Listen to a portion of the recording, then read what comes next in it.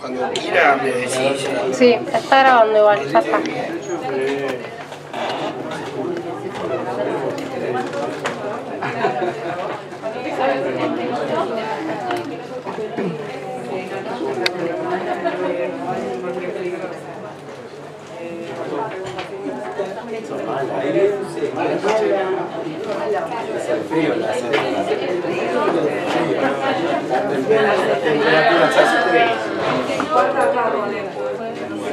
Hola.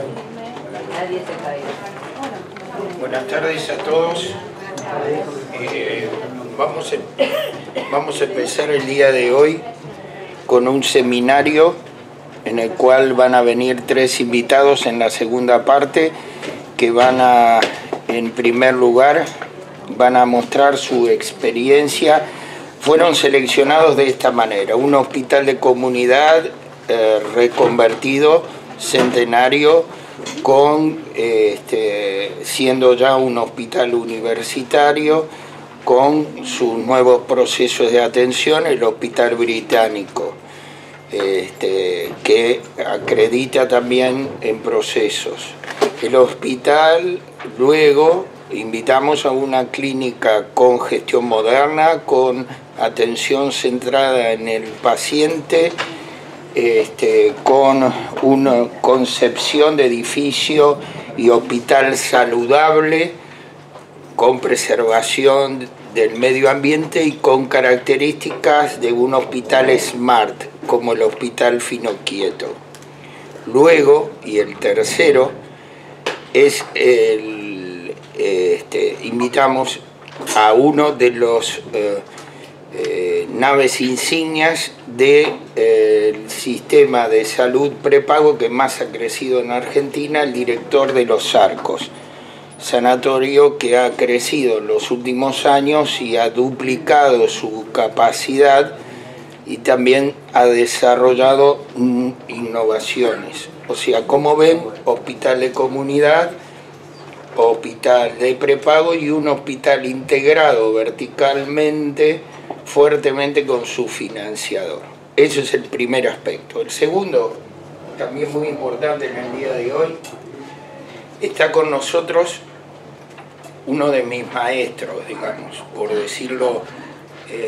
Así que mucho de lo que yo sé se lo debo a él, y es Alberto Díaz Legaspi, que está sentado ahí, que además es un gran amigo. Es una persona de las que más sabe de hospitales en Argentina, ha dirigido hospitales en el País Vasco y ha sido ministro de salud de 2 provincias. Y me enseñó en mi primer gestión hospitalaria a ser director de un hospital.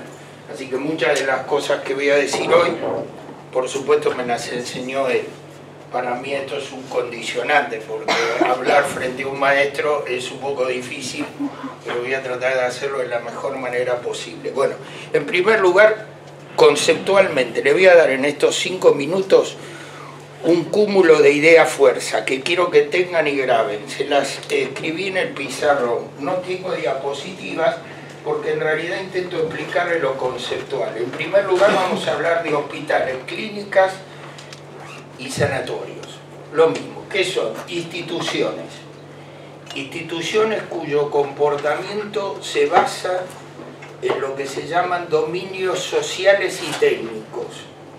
Con lo cual, siempre el sistema de toma de decisiones tiene información dura, que es el sistema técnico de toma de decisiones, y otro tan importante como este, que es el sistema político.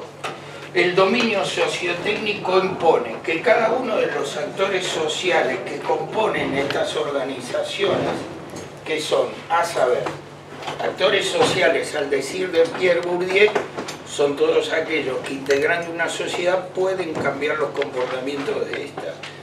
¿Quiénes son los actores sociales que integran los hospitales? En primer lugar, los propietarios o quienes lo representen.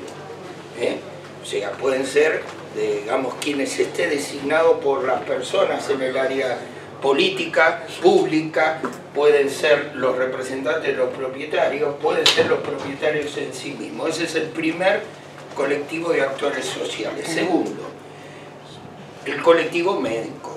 Obviamente que hoy cada vez menos tiene una posición hegemónica. Digo cada vez menos porque en el hospital del futuro esta posición francamente va a estar postergada. ¿Cómo te va, niña? ¿Bien? Pásame, por favor. Adelante. Gracias. El colectivo médico. Después está el colectivo enfermero. Es el que, ya van a ver, se ocupa de los procesos de cuidado. El colectivo técnico-administrativo no médico no enfermero, que es otro actor social dentro de la organización y cada vez más relacionado con el proceso de atención. Luego de esto están los pacientes y su familia y la comunidad, que es el otro actor social fuertemente partícipe de estas organizaciones. Entonces, 5 actores sociales. Estos actores sociales todos tienen representaciones corporativas. Los propietarios, los dueños de las instituciones o pertenecen en la parte política a un signo político, en las cámaras empresarias pertenecen a un colectivo que los identifica, que de hecho negocian salarios con los trabajadores, o sea, que tienen un dominio corporativo también, al cual tienen que responder, ¿me entienden? En los sindicatos son el dominio corporativo, tanto de los médicos como de los enfermeros que están agrupados junto con el personal administrativo en la misma corporación. Y también los pacientes y sus familias, más cuando tienen enfermedades crónicas o graves que también tienen representaciones corporativas. 5 actores sociales con su dominio corporativo, lo cual habla de una complejidad. Esto es el primer aspecto de lo que les decía. La otra idea fuerza que no quiero que dejen pasar es que estas instituciones no son jerárquicas y cada vez más han dejado de ser burocracias profesionales y pasan a ser organizaciones no jerárquicas. Cuanta más complejidad tiene el hospital, menos jerárquico es, porque el núcleo operativo profesional, el trasplantólogo, el cirujano cardiovascular, el neurocirujano, el que hace ablaciones de arritmias, etcétera, etcétera, sabe mucho más que la dirección. Entonces ellos tienen una capacidad de manejar la demanda, los pedidos, la atención, la temporización de la atención. La producción, ¿cómo se hace? Se hace a través de lo que se llaman matrices, que son redes internas, donde hay una matriz, una línea de la matriz que es horizontal atravesada por las líneas verticales. Como me enseñaba Cartucho hace muchos años, con el hospital matricial de Neuhauser, en 1972 publicó ese artículo en una revista americana que nos decía que eran los hospitales matriciales, y todavía sigue siendo una novedad, lo cual es muy llamativo, pero es la manera de producir que tiene el hospital, donde el horizontal hay alguien que se llama agente, que por cuenta y orden del paciente que vos le designás, este es su médico, empieza a comprar por cuenta y orden del paciente. Es como un comprador. ¿De qué? De productos intermedios. ¿Cuáles son esos productos intermedios? La radiografía, el laboratorio, las ecografías, los medicamentos, el cuidado de enfermería, kinesiológico, etc. Todos los productos intermedios. Esa matriz no es uniforme, se hace ad hoc a cada grupo de pacientes. No es lo mismo un trasplantado hepático que empieza su tratamiento desde ir a buscar un órgano para ablacionarlo. Entonces tenés que mandar un equipo de 2 personas que traigan el órgano y el paciente lo tenés que hacer encontrar con una logística muy especial. Es un proceso totalmente distinto que aquel que viene, que golpea en la guardia, en la puerta, lo atienden y dicen, este es rojo, es amarillo o es verde. es más fácil, pero el otro es totalmente distinto, ¿entienden? Y cada prestación tiene una adocracia diferente, porque hay que hacerlo, organizarlo de una manera distinta. Es muy difícil eso, y eso es lo que habla de la complejidad de las organizaciones. No jerárquicas, matriciales y adocráticas. ¿Entendieron? Esto es otra idea fuerza que les quiero dejar. Bueno, ¿qué intercambia esta empresa? Servicio. ¿Cómo? A través del conocimiento. El agente tiene asimetría de información del principal o paciente.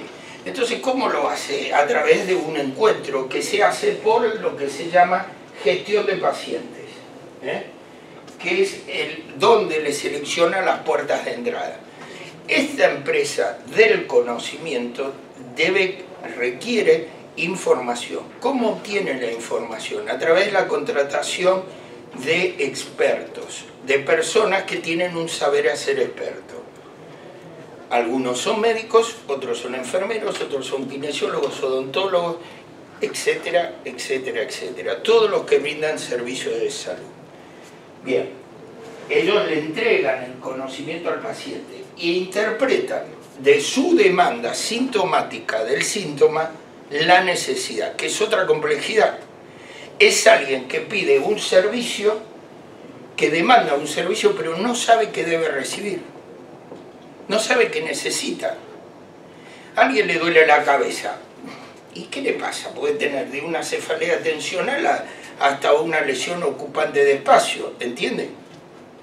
O sea, en esa amplitud del síntoma para transformar demanda en necesidad, está todo ese saber hacer experto. Bien, ¿qué son estos bienes? Están merituados en la Constitución, están tutelados por las leyes que rigen el sistema de salud. Pero finalmente, y por último, y lo que es más importante, son bienes de confianza. Cuando vos vas al médico y te dice, che, tenés la presión alta, pero vos no sentís nada. Nada. Es un hallazgo cuantificable, nada más. Igual que el colesterol alto. Nadie está enfermo del colesterol alto. ¿Entiende? O sea, la gente no se enferma del colesterol alto. La gente va y dice, uy, tenés hipercolesterolemia, tenés hipertensión. Son aspectos cuantitativos que después se pueden transformar a través de la injuria que esto genera y las reacciones inflamatorias en una enfermedad. Pero en sí mismo no es nada. Entonces vos le tenés que tener confianza, porque te dan un medicamento, 2, 3, 4 medicamentos, que encima al principio te hacen sentir mal. ¿Y qué tenés que tener? Confianza. Por eso son bienes de confianza además. Y por eso es muy importante la imagen que uno da cuando atiende. Y eso se llama imagen corporativa. Cuando uno va a un hospital, ¿cuál es el prestigio? Que todos los que están ahí adentro tienen el saber hacer experto y la gente le tiene confianza.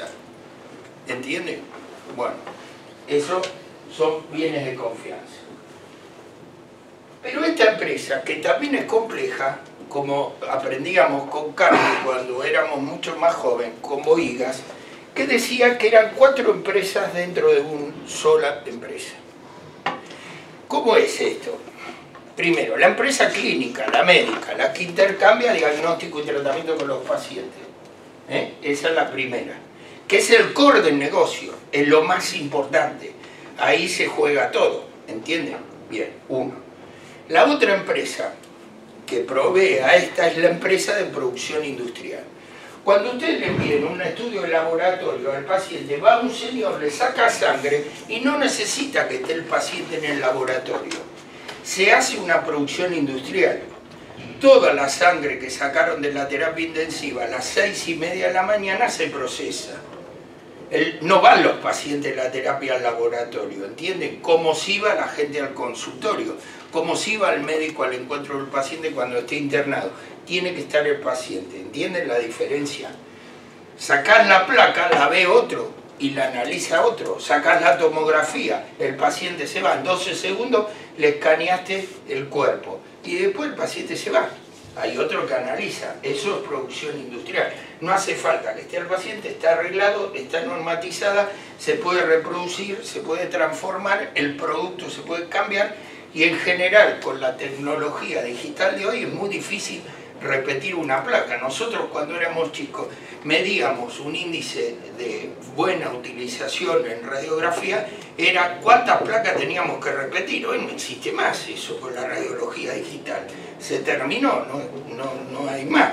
Vos la transformás, obtenés la imagen, es muy difícil tener que repetir la exposición. ¿Se dan cuenta?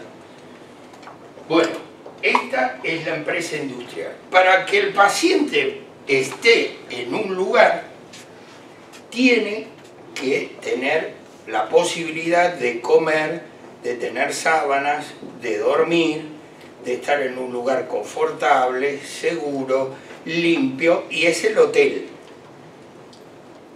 También es la empresa hotelera que te exige un montón de cosas. Cambiarle las sábanas todos los días, alguien que limpie la habitación, cuando se va el paciente que lo renueve, el mantener el quirófano limpio, etcétera, climatizado, etcétera, etcétera, etcétera. Bien, esa es la otra empresa. La última, que cada vez es más importante y está más incluida, es la de enseñanza.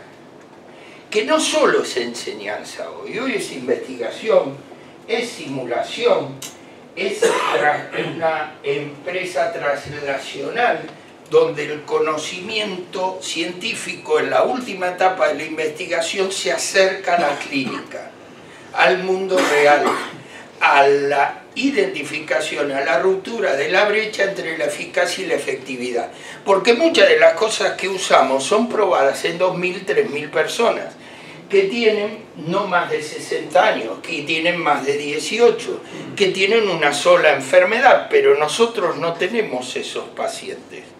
Nosotros tenemos pacientes con polipatología, con multimorbilidad y que además de todo eso tienen más de 65 años y menos de 18, muchos de ellos. Entonces, ahí está la brecha. Esto es eficaz en esta población, 2.000, 3.000 personas, que es la evidencia científica. Y después cuando lo trasladas a la vida real, cuando el paciente no toma solo 2 medicamentos, 1, 2, sino que toma 4, 5, sino que tiene alteraciones metabólicas, que el agua corporal total la tiene aumentada, que tiene problema del intercambio gaseoso. No es fácil, ¿entiende? Entonces ahí es donde juega ahora el conocimiento y el acercamiento de la medicina que traslada el conocimiento científico a la clínica. Bueno, entonces esas son las 4 empresas, ¿les quedó claro? Clínica, industrial, hotelera y de enseñanza. El paciente entró al hospital y se empieza esa producción. Y esa producción tiene 7 procesos que se relacionan entre sí.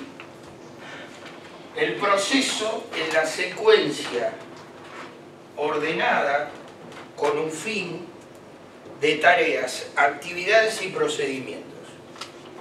Tareas, actividades y procedimientos. El proceso tiene un responsable, un comienzo y un final. Esa es la definición del proceso. Hay un proceso, el principal, dijimos el core, que es el clínico. Ese proceso, el proceso clínico, el médico ¿qué hace después que termina de revisar al paciente? ¿Qué hace? Escribe, escribe la historia clínica. ¿Sí? Hace... ¿Cómo? Hace la historia clínica. Eso es un proceso técnico. Y es administrativo porque queda registrado. O sea que ustedes están registrando en eso las transacciones. Porque además hacen los pedidos allí. Y en la historia clínica. Y solicitan de la historia clínica, lo primero, medicación y cuidado. Y le piden que los enfermeros definan un proceso de atención, que se llama el proceso de atención de enfermería, PAE. que es un proceso de cuidado. El tercer proceso, que está relacionado y lo tiene que acompañar. Un tipo entra con sepsis en un hospital de la Argentina y más del 50% no recibe antibióticos en la primera hora y media, donde se juega gran parte de su pronóstico y de sobrevida. ¿Qué falla ahí? La coordinación del proceso de cuidado con el proceso clínico y técnico administrativo. Me acuerdo que en una maternidad que yo dirigía, uno de mis principales problemas era que se internaba para la inducción al trabajo del parto los pacientes y recién empezaban a gotear para iniciar el trabajo del parto 4 horas después. ¿Eso qué implicaba? Que perdiera 4 horas de dilatación del canal del parto. ¿Y que al final del día qué producía? Más cesáreas. Porque perdía tiempo de evolución el proceso en sí mismo. Por descalzarse el proceso de cuidado del proceso clínico y del proceso técnico administrativo. El médico lo revisa, no hace los pedidos. ¿Qué pasa? No hace los estudios. ¿Entienden la relación? Bien. A este proceso técnico administrativo, que es la historia clínica, se le desprende otro proceso que es el proceso de logística hospitalaria. Andá a llevarme el paciente a hacer la tomografía. El camillero. Ay, ¿dónde están los camilleros? Nunca se sabe. ¿Viste? Yo les pongo GPS, tienen teléfono celular, los ubicás, la llave electrónica. Siempre encuentran un lugar donde fondearse. Sí, no, es una cosa extraordinaria. Lo más grande que... Son escapistas. Yo creo que el Chapo Guzmán aprendió de los caminos. Sí, no, sí, el Chapo aprendió, debe haber hecho una pasantía en un hospital. Bueno, en serio. Entonces, siempre están ocultos. Pero bueno, la logística, los medicamentos también. Eso es otra logística muy importante, del material descartable, cómo llega, cómo se mueve, la importancia, el tiempo de latencia, la logística para que vaya la gente a limpiar las habitaciones. Bueno, la logística es otro proceso, ¿entienden? Hay otro proceso muy importante, que son los procesos que generan información. El conocimiento se construye a través de información ordenada. Y ese proceso que genera información es el proceso de diagnóstico por imágenes, el laboratorio, el proceso de anatomía patológica, el de endoscopía, de ecocardiografía, de Holter, etcétera, etcétera. ¿Entienden? Eso es un proceso que nutre al proceso clínico que genera información. Y por último, anteúltimo digo, está el proceso administrativo, que es el proceso a través del cual se costea la internación y se hace el costo por proceso, la facturación de todo lo que se hizo al paciente. Todo esto regido por el proceso, los procesos de gestión y organización, que son los procesos de dirección. 7 procesos, que si alguno se descalza, la atención empeora, genera ineficiencia y pagamos costos innecesarios por ineficiencia con prolongación de internaciones o costos de no calidad, porque los pacientes se pueden infectar, se pueden complicar, pueden empeorar su evolución clínica. Y los productos finales son clínicos, quirúrgicos, obstétricos o ambulatorios. Y luego de ellos se pasa a la continuidad de cuidados y cómo el paciente vuelve a recuperar después de la atención especializada su recuperación. Bueno, este recorrido es para que entiendan las ideas fuerza de lo que van a escuchar luego de las 4:30, que es cómo funcionan estos hospitales de verdad, pero para que entiendan conceptualmente el funcionamiento. ¿Entendieron? Primer parte, idea fuerza, les quedó claro. ¿Qué cosas, alguna duda? Díganme, pregúntenme. Así yo sigo con el Hospital del Futuro. ¿Nadie tiene duda? Bueno, sigo entonces. ¿Está bien? ¿Todo bien? ¿Hasta acá? Luego de los productos, ¿hay Sí. medicina transicional? Sí, que es la continuidad del cuidado. ¿Qué haces con los pacientes? Va a ambulatorio, va a un domicilio protegido, le pones cuidado domiciliario, va a media estancia ¿Qué diferencia habría entre domicilio protegido y o asistido. internación Sí, domiciliaria? puedes tener telemetría nada más o le mandás gente. O sea, vos lo mandás con un aviso para que él, ante una emergencia avise, y eso es a través de la telemetría hace domicilio asistido o protegido. Bueno, empezamos. El Hospital del Futuro, como diría Peter Senge, es una empresa que es capaz de aprender en conjunto. Es un aprendizaje en equipo, y aprender a trabajar en equipo es una empresa inteligente que a través del trabajo conjunto aumenta la creatividad y la percepción de lo que los pacientes y los médicos necesitan para mejorar la calidad del cuidado. ¿De qué voy a hablar? De los pacientes del nuevo hospital, de la arquitectura del nuevo hospital, de los procesos innovativos en el nuevo hospital, la tecnología costo efectiva que tiene que usar este nuevo hospital, el financiamiento, la gobernanza y los recursos humanos.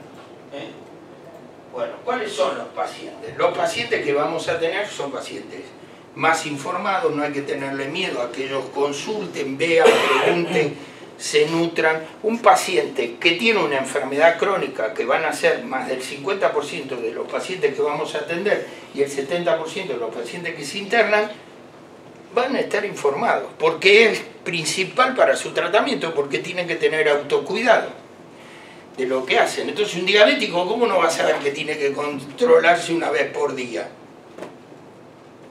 Antes en el ayuno de la mañana. Y ahí define cuánta insulina suplementaria debe darse. ¿Cómo no va a saber cuánto tiene que orinar un renal crónico? ¿Cómo no va a saber cuál es el valor de tensión arterial de un paciente? Los signos de alarma de un EPOC, los signos de alarma de una insuficiencia cardíaca crónica congestiva, el manejo del dolor de un paciente con cáncer, ¿cómo no va a saber? ¿Cómo no va a estar informado? Los pacientes van a tener mayor edad promedio, cada vez van a tener que aprender a tratar pacientes con osteopenias, con osteopatías, con dolores generalizados, con muchas enfermedades, y que esas enfermedades tengan morbilidades distintas y tengan que ver qué es primero y qué es después. O sea, una paciente obesa con sobrecarga hídrica, insuficiencia cardíaca, fibrilación auricular y dolor de pecho, ¿qué tiene? ¿Qué es? Entonces, claro, se dan cuenta, tiene polipatología y multimorbilidad. ¿Qué es lo más importante? Es un cachivache, digamos, para decirlo en plata. Tiene toda la garantía vencida, no hay seguro que la cubra, ¿entiendes? Bueno, Tiene problemas con los papeles. sí. Pero no, ¿cómo lo encarás ese paciente? ¿Qué es? Ah, no es cardiológico. No, ya sé que es cardiológico, no es cardiológico. Es metabólico y no es metabólico. Entonces tenés que pensarlo de otra manera, como un internista, tenés que pensarlo distinto. Son crónicos con complicaciones agudas y cada vez más exigentes de lo que le van a dar y lo que esperan recibir. Tiene que estar centrado en la persona, por esto de los bienes de confianza. Y es lo que más valora a la gente, cómo lo atiende. Y que los pacientes estén identificados. Yo, por ejemplo, hace poco me sometí a una auditoría internacional y los pacientes le decían a los auditores que ¿quién lo operó? Osecac. Un cirujano que lo operó de todo, un cirujano extraordinario que tenemos, se llama José Osecac. Claro. Los pacientes no identificaban, menos del 40% identificaban el nombre de quienes lo estaban tratando. No es feo, es real.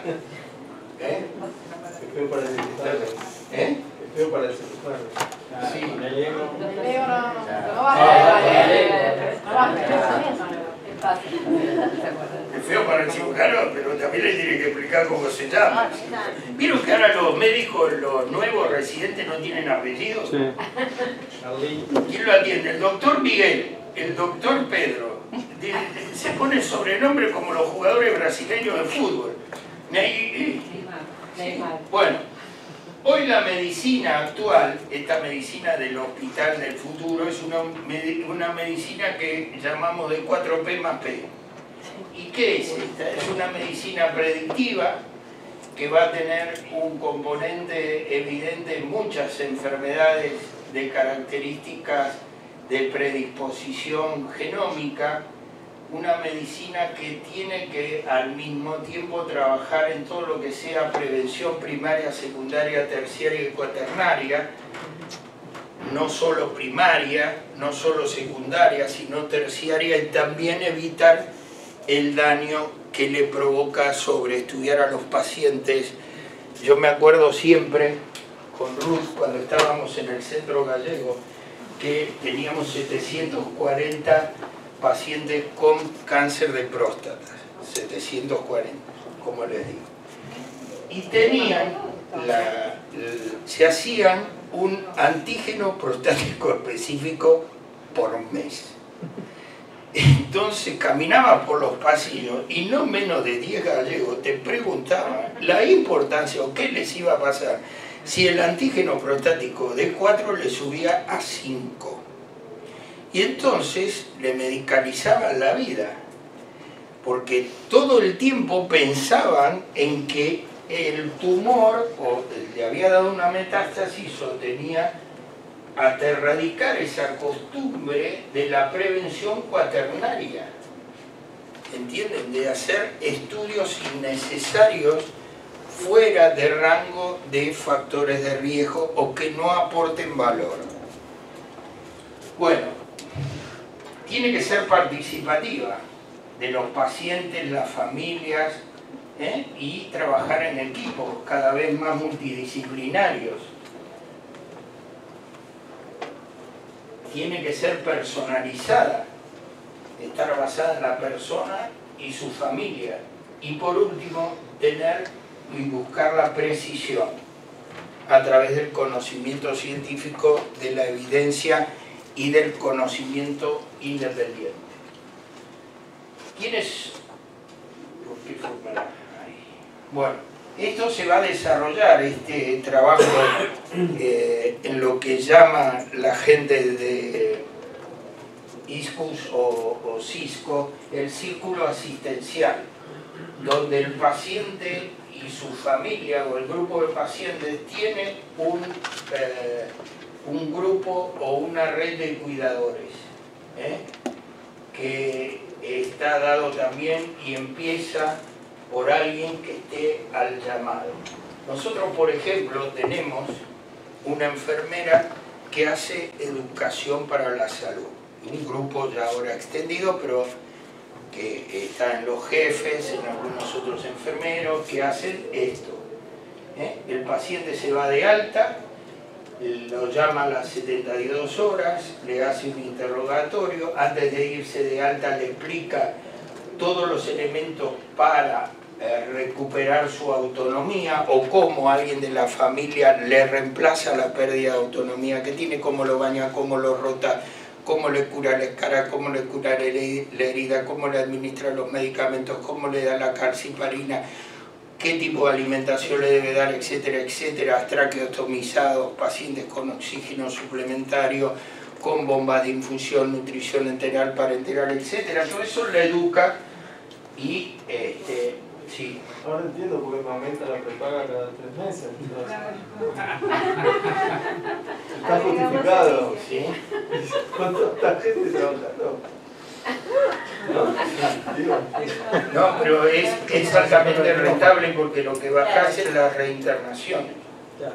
Nosotros hicimos un trabajo que publicamos con gestores de casos, la diferencia de los pacientes que van a los gestores de casos con los otros tienen la mitad de las reinternaciones y cada reinternación consume 10 días menos cama. En cada grupo de 100 pacientes en un año se ahorraron 13 millones de pesos. Es altamente rentable esto. Es un paciente, vos te vas de alta, vos, tu paciente, vos sos cirujano. Bueno, no mucho, no tenés mucha cronicidad, pero un cirujano que dice, bueno, a ver, se va de alta, ¿y cómo le cura la herida a la familia? ¿Qué le da de comer? ¿Cómo lo mueve del lecho? ¿Cómo lo lleva al baño? ¿Cómo lo baña? Y eso gasta mucho. Entonces le empoderizás, le haces empoderamiento a la familia, y la que lo cuida es la familia, y todos ganan, gana el paciente, gana la familia, hay una relación de afecto. En la terapia intensiva vos le decís a la familia que entre a darle de comer, el enfermo come más calorías que si le da la enfermera, pero lejos. No lo hacen para reemplazar el cuidado, sino para mejorar la atención. Eso se hace, ustedes lo hacen a las 72 horas. Y a los 30 días, y permanentemente tiene el teléfono de la enfermera.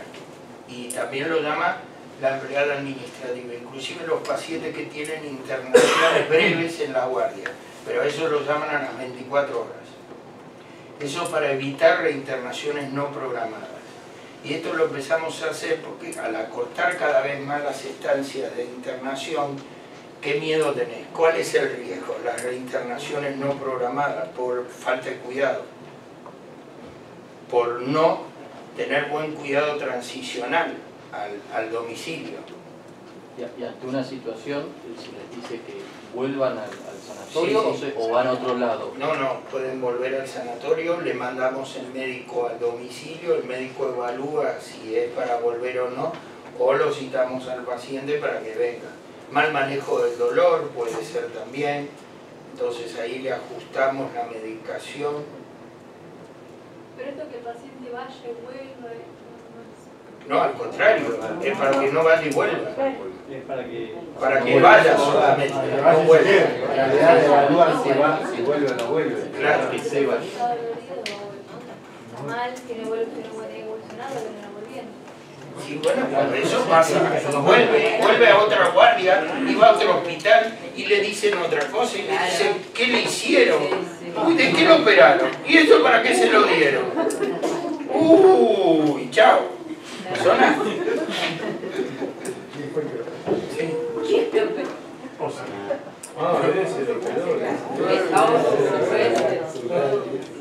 Cuídense. Bueno. Otra cosa que también tenemos que desarrollar es pensar en este modelo, es hacia dónde se genera el valor. ¿Y qué es lo que da valor y qué no da valor? Las vías de atención y los protocolos, los servicios gestionados, los servicios de gestión de cuidados. ¿Esto por qué está hecho? Tengo un residente que egresó de esta casa también, que se llama Emilio Restelli, que ahora está el jefe de Medtronic. Y está haciendo gestión Lean en Medtronic, o sea, Medtronic no solo vende marcapasos, sino vende gestión basada en valor, que es el futuro. O sea, ¿qué quiere decir valor? Con cada dólar invertido, ¿qué vamos a obtener? O sea, siempre tenés que pensar para qué estás haciendo lo que estás haciendo. Para aumentar la velocidad de la atención, mejorar la calidad y bajar los costos.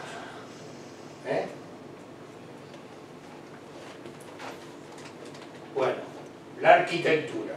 Todo esto tiene que tener una correlación estructural, porque el servicio se da en un triángulo de verdad, en el cual participa el paciente, el personal en contacto y la estructura. Eso se llama el triángulo del servicio. ¿Está bien? Es un momento de verdad, irrepetible. Llega el paciente a un hospital y le dice, no, hay 4 horas de espera en la guardia. ¿A qué vino? No, hace un mes que tengo dolor de espalda. No, pero acá solo atendemos urgencia, nada más. Para él eso es lo más importante, porque tiene una sola espalda, un solo cuerpo, y tiene que cuidar al chico y no lo puede levantar. Pero para el médico, para la gente, como no se está por morir, no le importa nada. ¿Y dónde se va a atender? No se pida turno. Va a pedir turno a la leonera de los turnos y le da el turno el día de la modelo.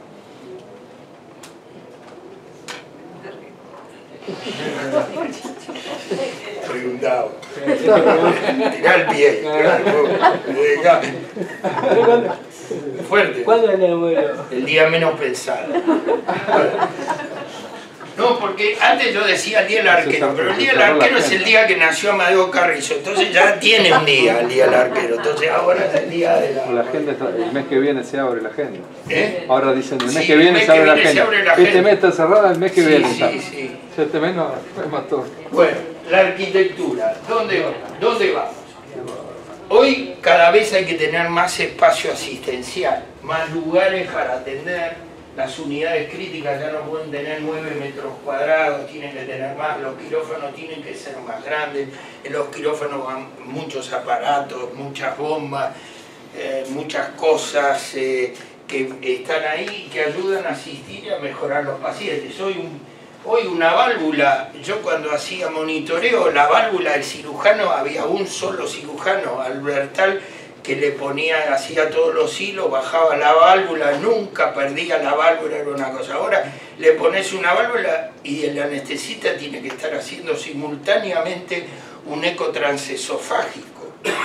Anestesias a un tipo y tienes que medirle a ver el nivel de respuesta motora que tiene para ver en qué plano anestésico estás. Hoy las cosas cambiaron diametralmente, hoy es muy distinto todos los niveles de cuidado que tiene que tener la medicina. Los hospitales son más chicos, con 250, 300 camas, reuniendo toda la complejidad, tienen una potencia de producir mucho más. Imagínense con estancias, cuando nosotros hace 2 o 3 décadas la estancia media era de 5, 6, 7 días, hoy están 3, 4 y bajando, dependiendo un poco el mix que uno atienda, pero en general nosotros tenemos 2,8 de estancia media, con trasplante y con todo metido adentro, claro, mucha que por supuesto consume menos del día. El diseño del hospital tiene que estar pensado con los movimientos de los pacientes y de los procesos. Esto tiene que ver en las estaciones, el caminar, con Juancito acá presente, hicimos un proceso Lean hace unos años y que él midió, cambiando, teníamos una estación de enfermería, ¿no? Y pusimos 2 más, para que las enfermeras caminaran menos, 2 estaciones móviles. ¿Cuánto menos caminaba una enfermera, Juan? Decirle a los chicos. Logramos llegar a que caminen 5 kilómetros menos por día. Por día. Medimos. Ahora se desalienta. Ahora está obesa.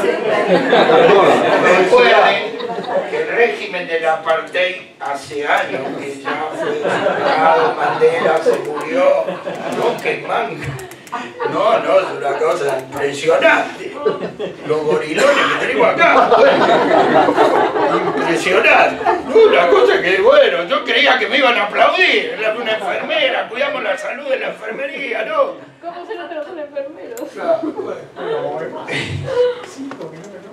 No, se mueve mal. No, bueno, pero están más tiempo adelante del paciente, cuidándolo más, vigilándolo, que no se caiga, que a estar más rápido ante lo que el paciente requiere, no se fatiga.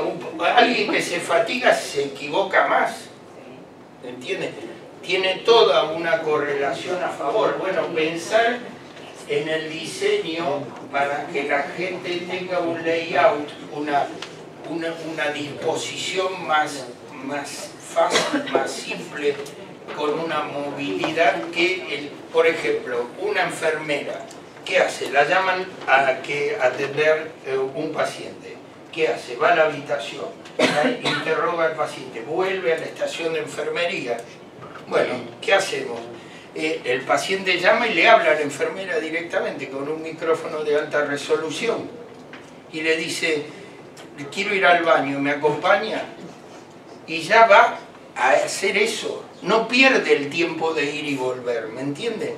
Eso es lo que estoy hablando. Por ejemplo, cuando se renueva la habitación, bárbaro. ¿Cuál es la primer clase de enfermería, Juan, que se da en las escuelas de enfermería? Hacer la cama. Habla fuerte, che, que no te escuchan. Hacer la cama. La enfermera está atendiendo 6 pacientes más. Le dan el alta a un paciente. ¿Es prioritario a terminar la habitación? No. Entonces, con los chicos, con mi departamento de enfermería, ¿qué hicimos? Un proceso lean. La cama la hace la gente que limpia. Y ellos le enseñaron a hacer una cama como si fueran enfermeros. Entonces terminan la habitación. De 1 hora, 50 minutos, bajamos a 23 minutos. Con eso ahorramos 2 días cama por día. ¿Entiende? Bueno, eso es lo que estoy hablando. Y aparte la enfermera no se siente degradada por tener que hacer una cama y se siente jerarquizada como profesional. La información hoy se acumula y tiene que haber estaciones de descarga de información. O sea, uno puede controlar a los pacientes, lleva a la estación de enfermería y ahí descarga la información. Hace un medicamento en el quirófano, descarga la información del stock y va a la facturación. ¿Entienden? O sea, o en el código QR, en el código de barras, o con una grilla como en el supermercado. Ya ahora igualmente hemos logrado identificar a todas las cosas y tenemos como para tener en todos los productos. El hospital además tiene que conservar energía, el agua, consumir menos luz, además que la luz cuesta fortunas. O sea, de 120.000 pesos que pagábamos de luz, estamos en 400.000 pesos de luz todos los meses. El agua. Ahora hay que cuidar todo a la fuerza, ¿no? Bueno, pues, la reducción del impacto ambiental, el ruido, la insonorización.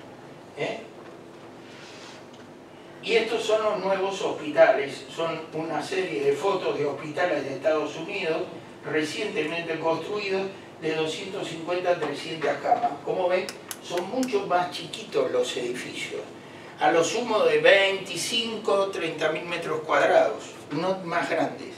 Mucha tecnología, mucho diagnóstico y después si hay que hacer otras cosas hiper especializadas con edificios relacionados, cercanos, trabajando en red, para administrarlo más fácil. Bueno, ¿qué otra cosa necesitamos? ¿Me hago una pregunta? Sí, cómo no. ¿Cuánto se estima que tiene que ser por enfermera a cargo de pacientes?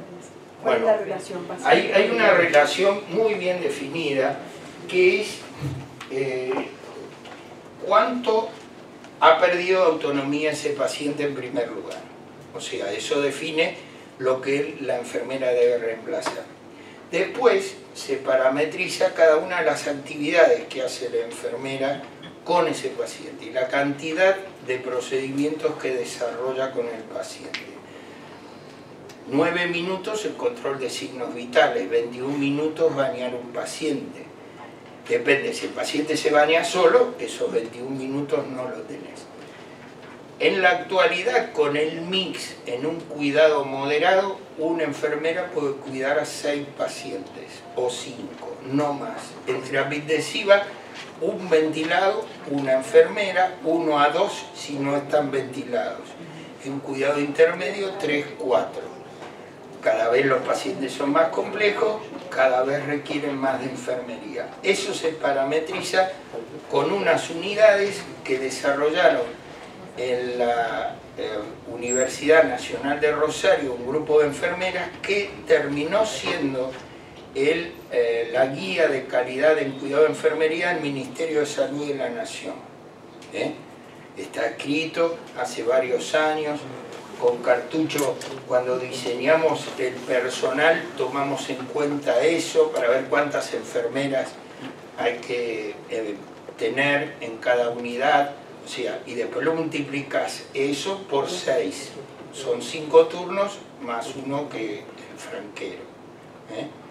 Así es como se calcula el personal de enfermería. Todo depende de la complejidad de los pacientes. Cuidados especiales.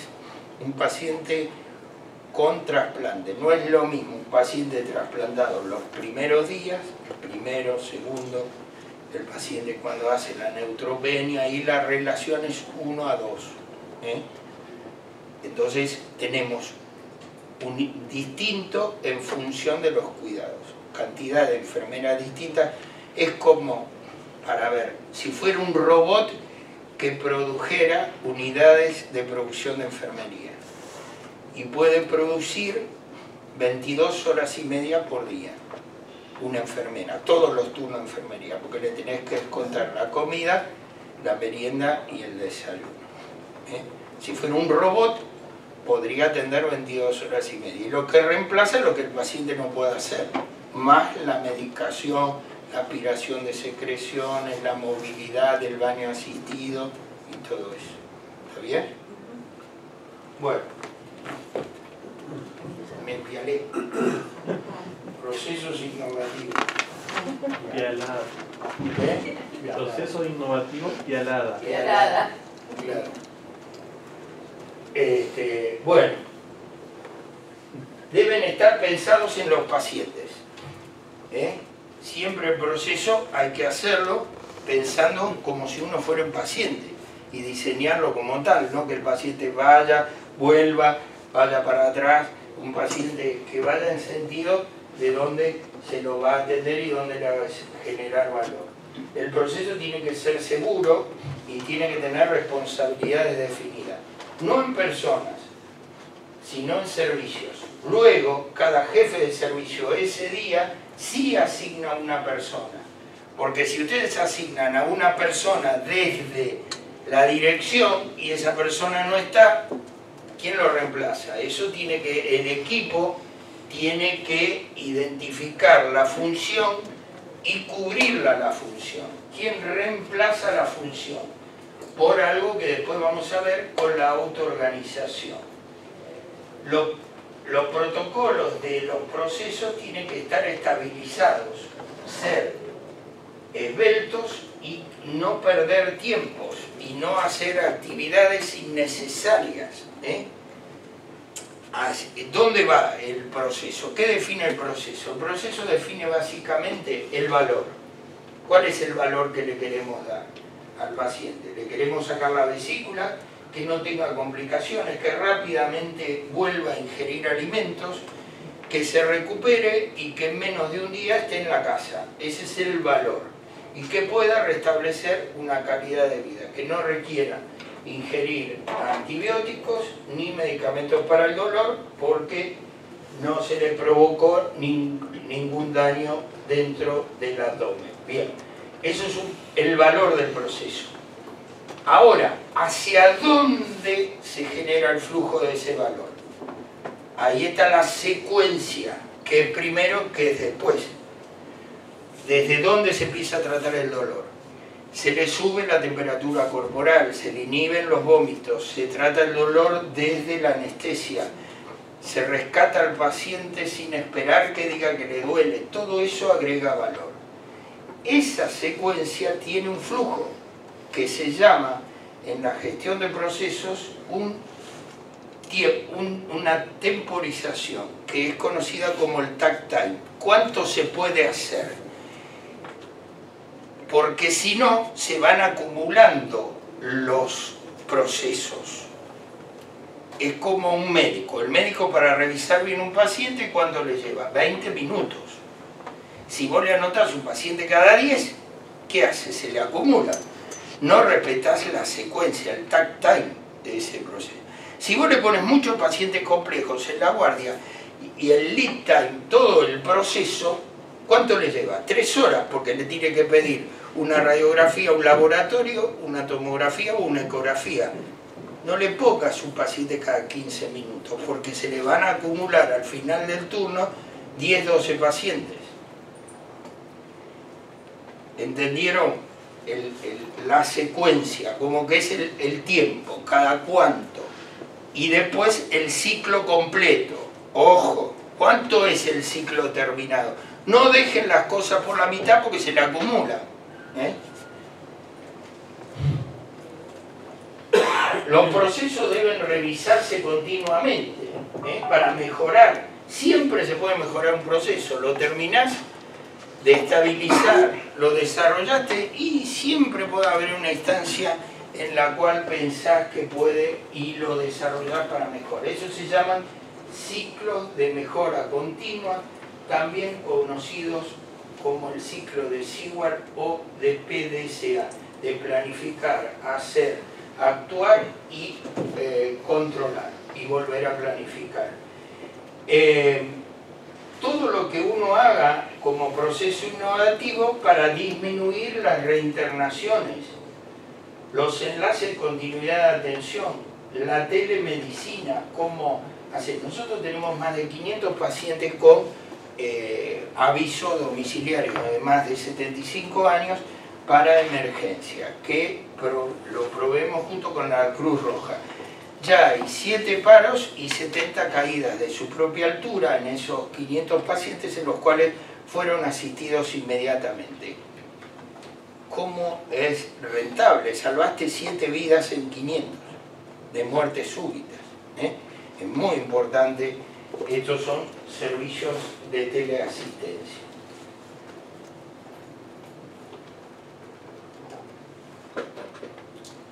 Bueno, otro proceso innovativo de los hospitales del futuro, que cada vez más desarrollo tiene y que ha adoptado el NHS en Inglaterra, en España, en muchos países del mundo. Nosotros hace 9 años, 8 años empezamos con esto despacito y cada vez ya se naturalizó, es parte de la cultura. Me acuerdo cuando fui a estudiar gestión Lean en la Universidad del SEMA, en producción de empresas japonesas, fui a hacer un curso para estudiar producción. El ingeniero Iannuzzi, cuando terminé, le digo, pero esto es tan lógico, ingeniero, ¿por qué no se hace? Él había sido director de Toyota de Japón y me dice, Díaz, en Argentina hay argentinos y en Japón hay japoneses. Hay una cuestión, yo creía que me iba a hacer todo un desarrollo que llevaba tiempo, que había que modificar la cultura, que eran cuestiones de incentivo, que eran cosas, bueno, me mató. Lo resumió. Sí, con eso la gente que sabe hace eso, en 2 palabras le dice todo lo que uno tarda en leer 5 libros y sigue sin entenderlo. Bueno, pero básicamente es esto que yo les estaba diciendo más otra cosa. Hay otro factor importante que es vital en la gestión Lean, que no espera a disparar la logística, sino que ya prepara. Y que se llama logística pool. O sea, a mí me llaman de Esquel y me van a traer una paciente que tiene una fractura dorsal 4. Entonces yo le digo a los que me lo van a traer a qué hora va a llegar al aeropuerto, quién lo va a trasladar hasta el sanatorio, qué tipo de lesión motora tiene. Entonces yo preparo. Ya a esa hora, póngale, llega a las 10:30 al aeroparque, a las 11 ya está el traumatólogo especialista de columna, el neurocirujano, está liberado el resonante para poder hacer el estudio, la cama, está todo. Eso se llama logística en pool. Dicho de otra manera, los franceses lo llaman de flux tendu. ¿Qué quiere decir esto? Esto es como el que navega a vela. Cuando uno navega a vela, caza la vela para que la fuerza del viento movilice la embarcación, porque si la vela está sin cazar, sin tirar del cabo, la vela flamea. Entonces la logística funciona de esta manera. Y vos ganás un montón de tiempo exponencialmente. Y el paciente vos ya sabés, es la secuencia que tenés y ganaste con todo esto de flujo tenso. Y hacer las cosas bien de primera vez. Y tiene otra cosa muy interesante, que es eliminar los desperdicios de los procesos. Los desperdicios de los procesos son 8. Sobreproducción o infraproducción. Dar de más o dar de menos. La espera, los tiempos innecesarios. Los únicos tiempos que valen son los tiempos que generan valor. Porque ustedes le pagan el sueldo a la gente por hora. Una enfermera cobra por jornal. Un médico de guardia cobra por hora. Mucha gente dentro del hospital cobra por hora. Entonces, una espera innecesaria es tiempo. Una hora de quirófano, 3.000 pesos. ¿Cuánto es una hora de internación? 400 pesos. Perdida. Sin hacer nada. Vegetativamente, ¿entiende? Entonces es muy importante acortar las esperas innecesarias, no respetar las iniciativas del grupo humano, de las personas, no escucharlas. Es el principal pérdida que hay en la producción de la gestión de los hospitales modernos, el talento de las personas, no escuchar a las personas. Muchas veces vienen, yo tengo un problema, no le encuentro la solución, viene el jefe de enfermería de la guardia y me dice, doctor, ¿y si hacemos tal cosa? Y dije, uy, no se me ocurrió. Pero lo que hay que hacer es no apoderarse de esa iniciativa. Porque claro, somos todos vivos, ¿viste? Ellos se matan, ven, se sacrifica todo, le dicen lo que hay que hacer y uno dice, lo hice yo. Claro, la próxima no le dice más. Porque hace el viejo corte del sur de Italia, de manga, recuerda. Entonces decir, la próxima, o como diría el filósofo de Villa Fiorito, bueno, no lo voy a decir por una cuestión importante. Bueno, el transportar cosas innecesariamente de un lado al otro es fantástico, ¿viste? Pedí por las dudas, y van los medicamentos de farmacia, vuelve el 20%, va y vuelve. Como si nadie lo llevara y como si nadie lo trajera. Todos esos movimientos innecesarios que se hacen, y que además puede traer desgaste, mayor cantidad de infecciones, como abrir las puertas de los quirófanos innecesariamente. El movimiento innecesario de personas, también oxigenación afecta la limpieza, el orden, la seguridad, operaciones de mala calidad, defectos de producción o procedimiento inadecuado. Estos son los principales costos de no calidad o disminución del desempeño que afectan la eficiencia de las organizaciones. Usted sabe que la producción de salud tiene un 25 un 30% de costo de ineficiencia y de no calidad. Esto está producido por internaciones no indicadas o innecesarias, prolongación innecesaria de las internaciones, por infecciones por encima de lo que son aceptadas como desempeño dentro de una institución, prolongar la internación. Hay una cosa muy importante que es los internados sociales dentro de los hospitales. En España, por ejemplo, de 150.000 camas hay 15.000 pacientes crónicos dentro de los hospitales de agudos. Todo eso es un gasto de ineficiencia. La medicación sintomática que se da en ambulatorio, más del 60% de la medicación que se prescribe en el ambulatorio tiene efectividad baja o no probada. Con lo cual hay mucho para mejorar en eso. ¿Cuánto tiempo trabajan los médicos y cuánto lo contratan? Menos del 50%. Entre la cantidad de horas contratadas y la cantidad de horas trabajadas. El nivel de ausentismo. ¿Eso en público o en privado? En público. En privado o sobreprocesar las cosas, en hacer cosas de más. ¿Viste cómo hacemos ahora? Endoscopía alta y baja a todo el mundo. Antes era un deshonor para nosotros en la emergencia indicar una endoscopía y el paciente estaba sangrando por otro lado. Pero ahora los chicos, alta y baja, pelo y barba. No, como si no costara nada. Son 2 anestesias, 2 endoscopías, más riesgo. No pasa nada, ¿viste? Sobreproceso todo el tiempo. Y ya que está, hacelo. Tomografía, ¿de qué? De todo. Escaneamelo, dale. Escáner, realidad virtual. Paciente. Total, cada 150.000 disparos hay que poner $70.000. No importa eso, no hay problema. Bueno, el flujo logístico intrahospitalario, que es cómo se desarrolla, llega del proveedor, se almacena, se distribuye por unidosis, se prepara, se entrega en las posiciones o en las estancias o se distribuye y llega al paciente. Ahí se traza, se hace control de inventario real, se preserva la seguridad del paciente y esto es un sistema integral de farmacia. Ya lo van a ver en uno de los ejemplos que vamos a ver hoy. Estos se van a ver hasta en el caso del fino quieto. Esto es lo que hace.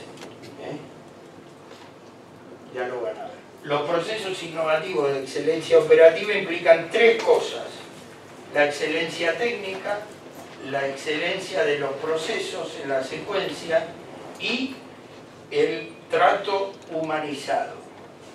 La atención tiene que estar centrada en la persona, y otra manera de hacerlo es cuando el paciente es muy complejo, desde su internación ya tiene gestores de casos. Cuando se da el alta al paciente, se empieza a pensar desde que ingresa el paciente, no se empieza a pensar el alta en el día del alta. Todas las unidades de proceso, esto es lo que le decía con los 7 procesos, todos tienen que estar vinculados. Las unidades de proceso adaptan las estructuras a las necesidades reales de los pacientes. Los pacientes crónicos cada vez tienen que estar más en autocuidado en su domicilio. La infraestructura del hospital cada vez más pequeña. Los hospitales de referencia van a tener que dar la obligación de brindar servicios fuera de sus puertas. O sea, no van a tener que estar cerrados, enclaustrados. En la red van a tener que dar servicio. Por ejemplo, vos que haces obstetricia, te tienen que llamar a hacer teleasistencia de una eclampsia. Y vos le decís, bueno, hace tal cosa, hace tal otra, tráemelo, ponele magnesio, fíjate, ¿no? Esto, porque tenés más experiencia que el chico que está en la guardia solo haciendo, porque sos un hospital que tenés 400 partos por mes y muchas hiperemesis o mucha enfermedad gravídica, mucha eclampsia, mucha preeclampsia, mucha urgencia obstétrica. La investigación clínica y la innovación en el proceso tiene que ser parte del hospital.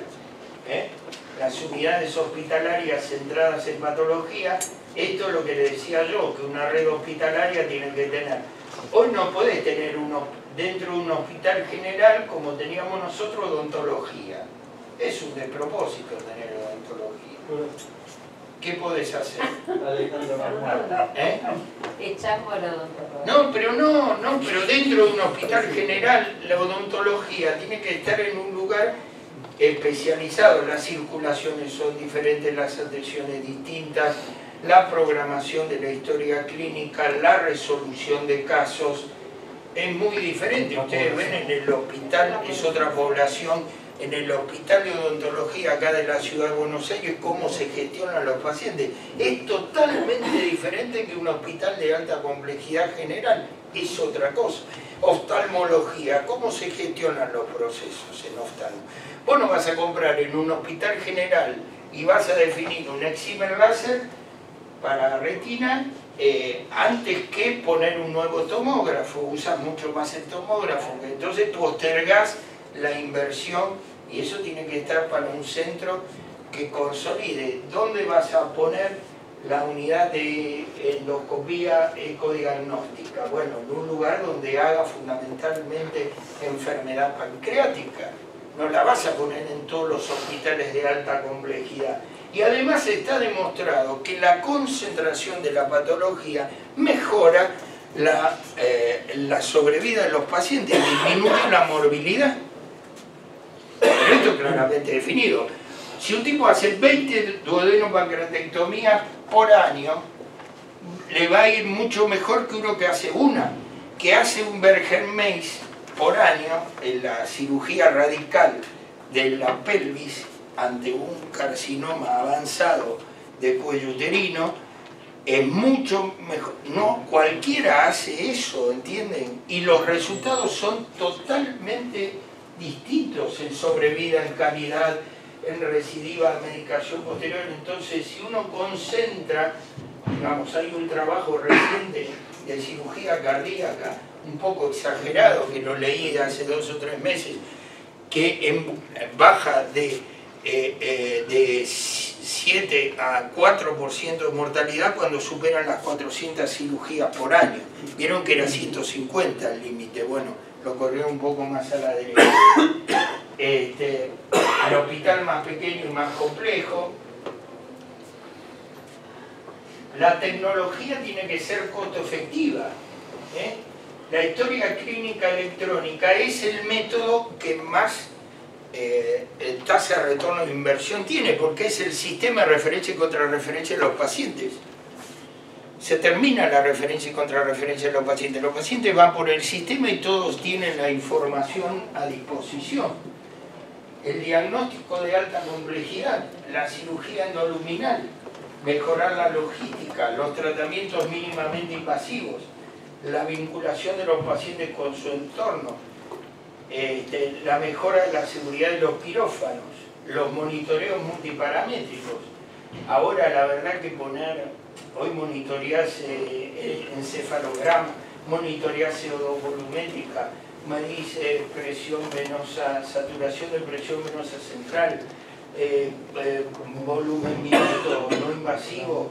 Bueno, hay un montón de cosas que puede hacer con muy bajo costo y que te dan información sustancial para mejorar el pronóstico de los pacientes. Farmacias periféricas automatizadas para disminuir los stocks, para disminuir el vencimiento de los medicamentos, para cuidar, para facturar, para mantener la trazabilidad. Nosotros en el sanatorio pagamos 3 salarios para trazar todos los insumos y medicamentos que tenemos, para estar al día con las autoridades de aplicación.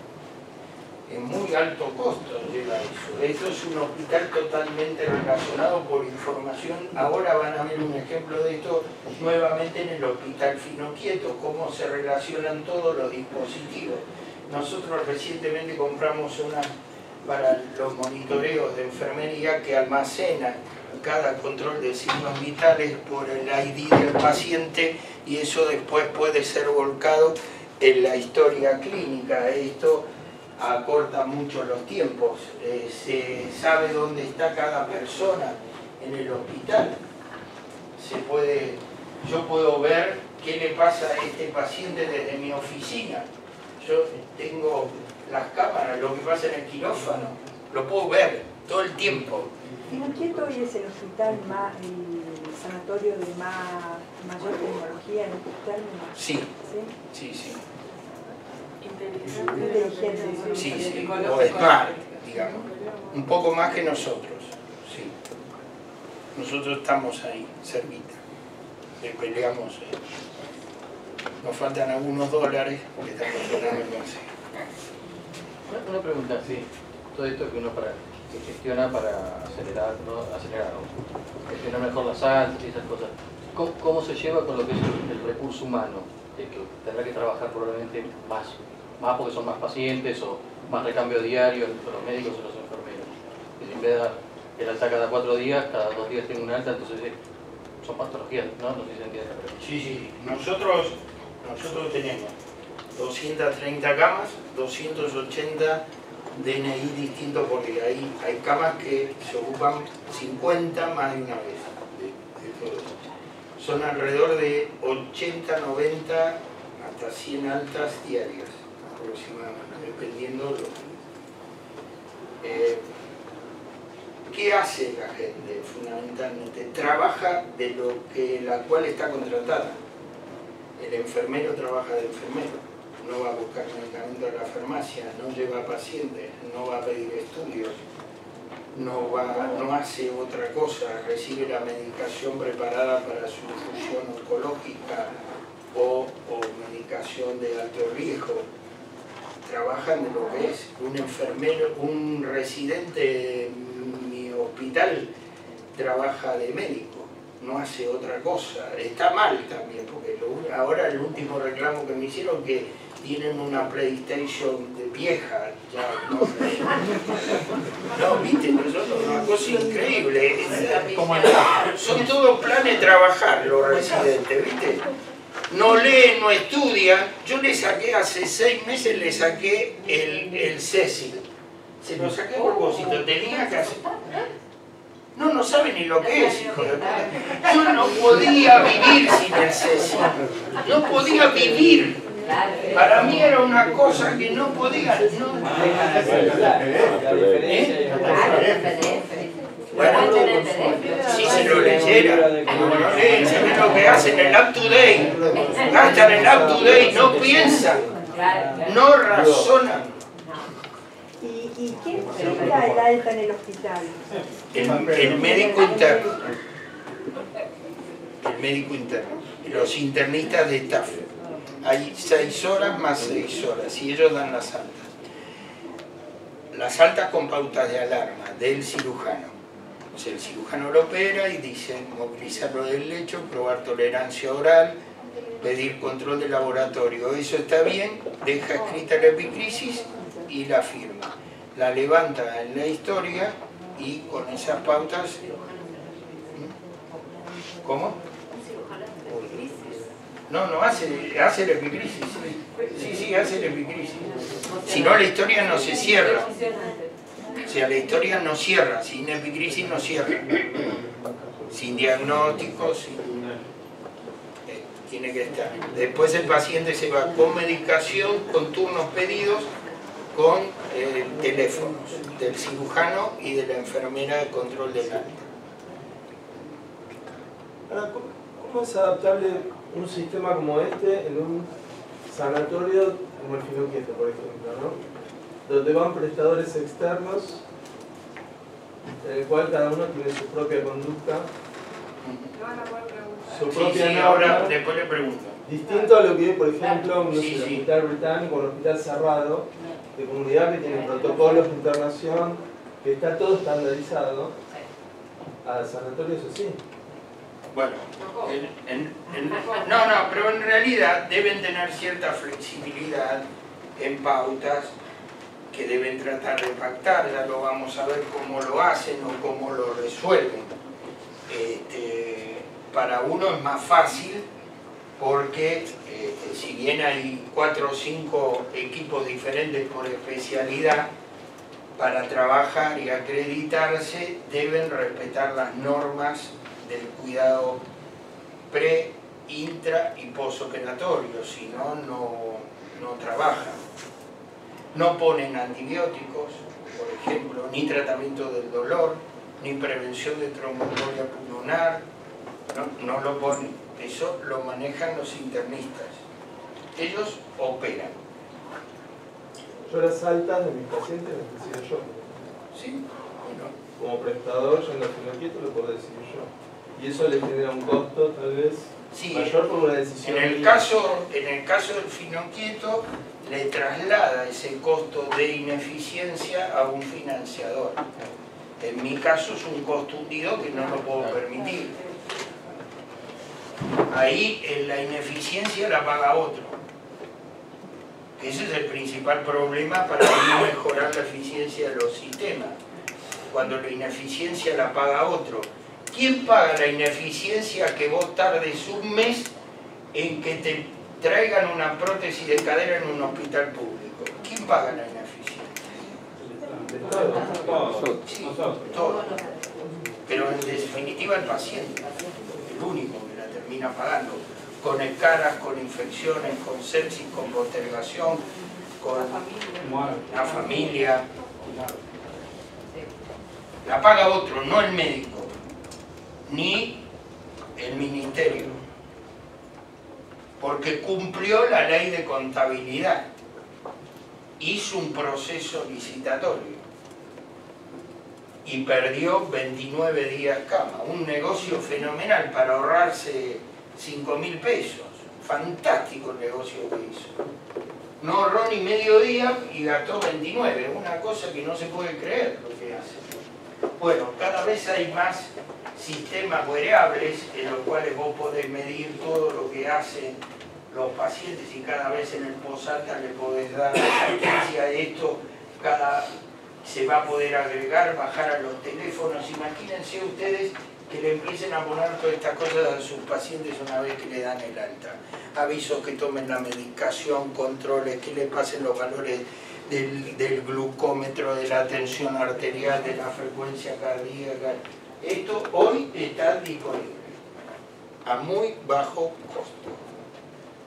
El hospital Smart, unir todo esto dentro de sistemas relacionados, miren la diferencia de lo que eran los sistemas anteriormente a todo como está nucleado hoy.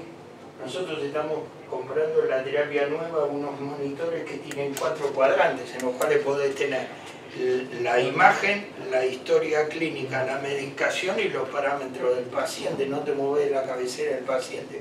Son chinos, cuestan $5.500 cada uno, ¿viste? ¿Qué sé yo? Si no lo tenés, sos bobo. ¿Cómo no lo vas a tener? ¿Cuánto cuesta uno que hacen en Villa Lisa? Lo mismo, un Daim de Villa Lisa, lo mismo. Sí, los Mimbra. El Beneview nuevo, que lo aprobaron en Estados Unidos, recientemente aprobado en Estados Unidos. O sea, no está comprando tecnología mala, está comprando aprobado por la FDA.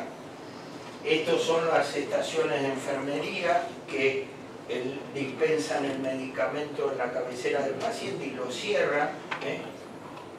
Esto es los sistemas con los pacientes, esto de un hospital americano, y esto también es fácil de hacer, o sea, con la tecnología para que el paciente, y lo que es fundamental, que se comunique con su médico, y puede llamar a la enfermera, a sus niveles de cuidado, y esto, bueno, es fácil de hacer.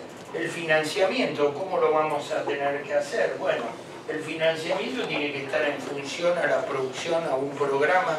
El financiamiento tiene que estar en función al riesgo de lo cual uno trata. El financiamiento tiene que estar avalado por contrato, por compromiso de gestión. Tiene que tener cada vez más autarquía asignativa, como ocurre. ¿Cuáles son los mejores desarrollos de hospitales públicos en Argentina? El Hospital El Cruce y el Garrahan, ¿qué tiene? Como decíamos con Cartucho hace unos años, él hizo un dispositivo que era extraordinario, que se llamaba el descentralizadómetro. ¿Te acuerdas, Cartucho? Que medía la capacidad de descentralización que tenían, y el que más tenía capacidad de descentralización era el Hospital Garrahan.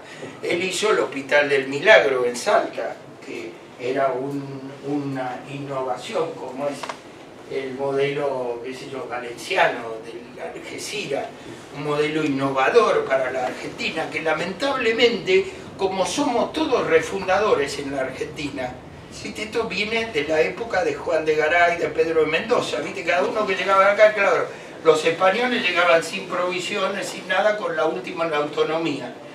Ya llegaban acá y los indios duraban hasta que duraba la resistencia contra los indios. Y después se moría todo, no volvía más. Cada uno que venía refundaba. Bueno, esto pasa lo mismo. Somos todos refundadores. Esto se cambió el gobierno y un hospital que funcionaba con compromiso de gestión, con salario acorde al trabajo profesional, con rendimientos y productividad con calidad, era una cosa que todavía hoy uno lo lee y dice, esto debería ser el futuro, digo, de alguna manera. Dale, ya voy. Bueno, la gobernanza, el gobierno clínico, ¿cómo vamos a mantener desde los procesos de gestión y análisis de las organizaciones la calidad de la prestación, el cuidado, la información, el conocimiento independiente? ¿Cómo vamos a evitar que el complejo industrial médico se permeabilice en nuestras instituciones e influya en las conductas prescriptivas de la empresa clínica? Y compremos evidencias que no lo sean tal. El primer aspecto que debería tener una gestión moderna es despolitizarla. Yo cuando fui director de un hospital, y Cartucho lo sabe, yo era comisario político de alguien. A mí no me eligieron por lo que yo sabía. Era comisario político de un señor que era intendente y me tenía confianza porque yo jugaba al fútbol con él. Nadie me preguntó si yo sabía o no sabía nada. No es cierto, Cartucho, lo estoy diciendo mentira. ¿Qué sé yo? Lo primero que habría que hacer es despolitizarlo esto. ¿Qué sé yo? ¿Por qué alguien tiene que ser en función de la relación que tiene con el político que ganó la elección? ¿Cumple o no cumple los compromisos de gestión? ¿Cumple o no cumple su plan estratégico? ¿Cumple o no cumple con las políticas institucionales? Con la integración en una red. ¿Quién es el dueño de las camas? Dígame. El médico de guardia.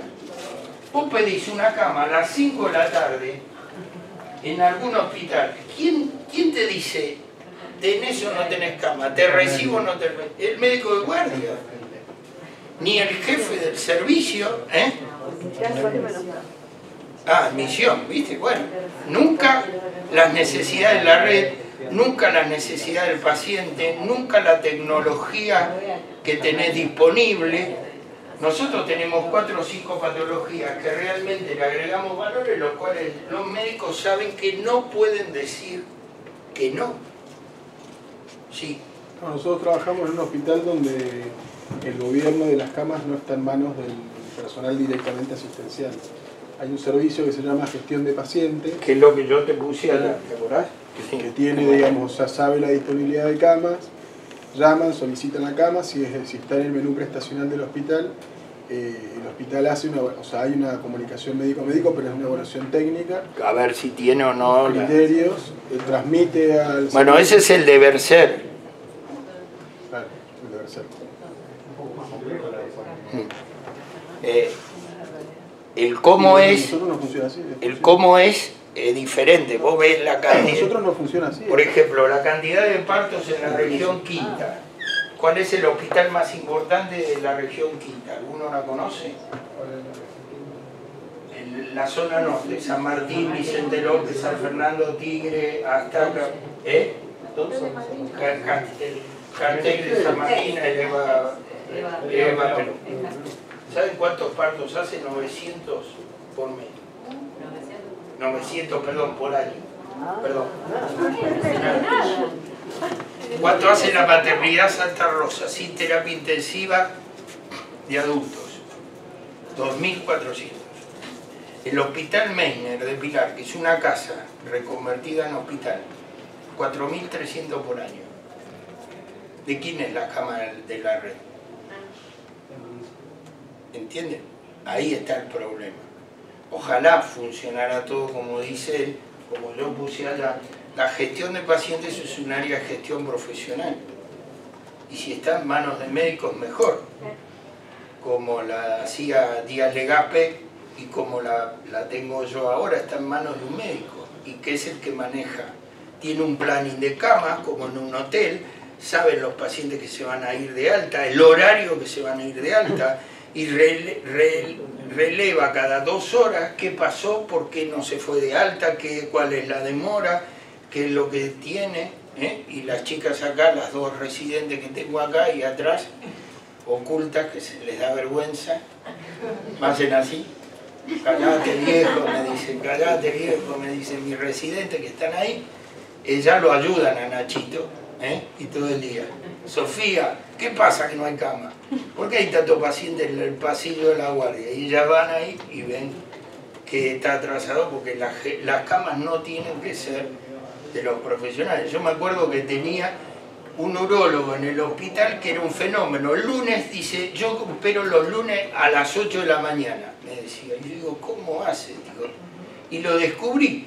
Dejaba a los pacientes sábado y domingo pernoctando en el hospital y el lunes le decía, a las 8 de la mañana vos te agarrás el bolsito y te vas. Y así tenían la cama para que no se la ocupara nadie. Era una negociación que hacía con los pacientes. Enrique Berlo, vos lo conociste, Cartucho, era él.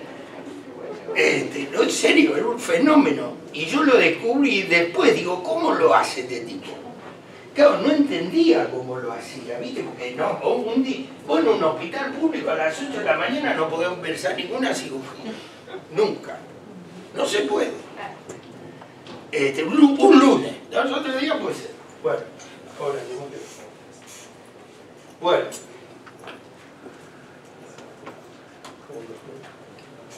Estos gobiernos clínicos tienen que ser gobiernos de convergencia. ¿Qué significa esto? Unificar recursos tecnológicos, materiales, profesionales, potenciar el conocimiento, su capacidad de resolución, que cooperen y se complementen.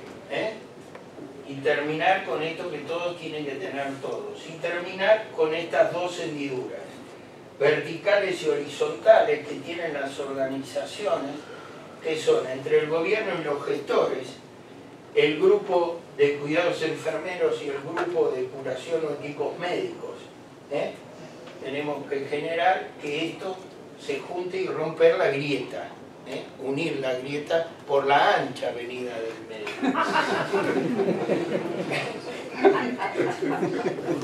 De paso pasamos un aviso gratis. Bueno, los recursos humanos. Bueno, hoy tiene que ser trabajos equipos de alto rendimiento, complementación, cooperación, horarios extendidos, cada vez dedicaciones más referidas o exclusivas, carrera, gestión asistencial y docencia. Más horas de las que habitualmente, 30 horas bajo como mínimo en dedicación, 30 a 36 horas, porque si no vos tenés muchas personas, muchos criterios distintos, muchas culturas, y es muy difícil lograr los supuestos compartidos en los valores, porque eso es lo que te sostiene la organización. Personal de planta. Por ejemplo, tenemos planta 6 horas, más 6 horas, más 12 horas nocturnas. Sábados y domingos. Y la planta va también sábados y domingos. No otra planta, la misma planta. La información a la cual acceden sea independiente, generar permanentemente conocimientos, relación con las universidades, ser hospitales saludables, tanto en lo energético como en lo constructivo, como en la generación de energía, en el transporte, la alimentación, reducir y reutilizar los recursos.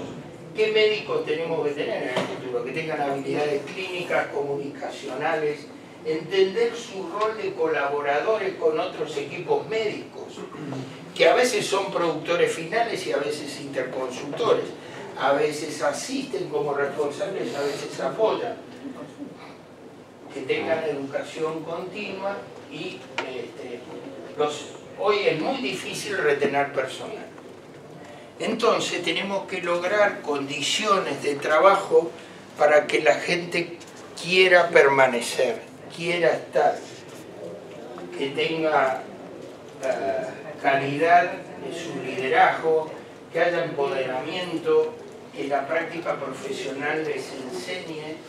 Son 14 variables distintas que definen los Magnet Hospitals, un desarrollo ya que tiene una década en los hospitales de Canadá, algunas cosas pudimos hacer. Nosotros en este momento, además por desempeño, a nuestro personal le pagamos 14 salarios, que se compensa con la disminución del consumo de horas extras y disminución del ausentismo. Hay de los 850 personas en relación de dependencia, cobran este 14º salario 540 pacientes, 540 empleados.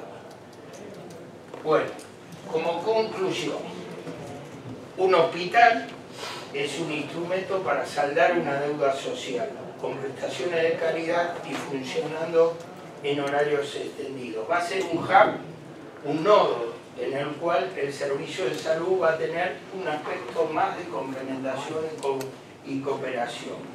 Pero sí, y solo si el hospital va a hacer esto, cuando entiendan los que están adentro del hospital que tienen que desarrollar un compromiso y la pasión. Porque sin eso, sin pasión, esto va a ser la salud del otro y esto va a ser como las personas que trabajan en citas atendidas van a pasar a hacer cosas, nada más. Bueno, muchas gracias.